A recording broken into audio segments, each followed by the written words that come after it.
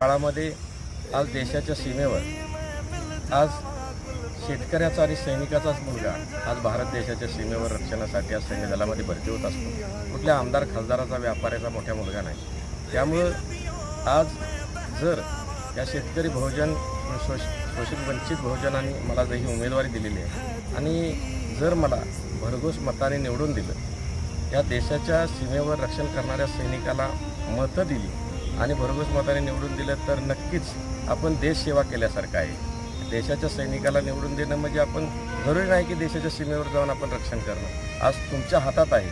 आज देशाचा आज पोशिंदा हा शेतकरी आणि सीमेचं रक्षण करता हा सैनिक आहे. त्यामुळं तुम्ही आज सर्वांनी या सातारा जिल्ह्यातील सर्व जनतेने, सर्व स्तरातील आजी माजी सैनिक असतील, बहुजन असतील, शोषित वंचित सर्व कुटुंबांनी ही वेळ आलेली आहे. मी या सातारा जिल्ह्याला तिसरा पर्याय